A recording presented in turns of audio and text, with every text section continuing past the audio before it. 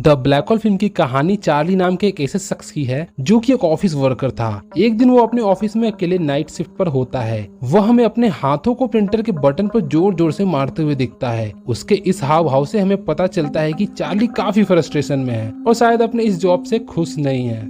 फिर अपने पैर से वो प्रिंटर पर जोर से मारता है जिससे प्रिंटर काम करना शुरू कर देता है और उसमें से एक पेपर प्रिंट होकर बाहर आता है। चार्ली उस प्रिंट आउट को देखकर काफी हैरान होता है क्योंकि उसने ऐसा कुछ उस प्रिंटर में प्रिंट होने के लिए नहीं डाला था। दरअसल उस प्रिंटिंग मशीन से जो पेपर बाहर आया था उस पर एक ब्लैक सर्किल प्रिंटेड होता है। उसे लगता है कि प्रिंटिंग मशीन ढंग से वर्क नहीं कर रही है। उस प्रिंटेड पेपर को साइड में रखकर प्रिंटिंग मशीन को चेक करता है और सभी कुछ सही पाकर काफी हैरान होता है। कॉफी पीकर जब वह कप को उसी प्रिंटेड पेपर पर रखता है तो उसे फील होता है कि वह कप पेपर से होकर प्रिंटर के अंदर चला गया है। यह देखकर वो काफी सरप्राइज होता है। फिर वो डरते हुए उस ब्लैक होल के अंदर अपना हाथ डालकर कप को बाहर निकालता है। ये सब चीजें देखकर चार्ली काफी शॉक्ड है, इसलिए वो कंफर्म करने के लिए उस पेपर को उठाकर डरते हुए अपने हाथ को दोबारा उसमें डालता है और पिछली बार की तरह ही उसका पूरा हाथ उस ब्लैक होल के अंदर चला जाता है। चार्ली के माइंड में एक आइडिया आता है।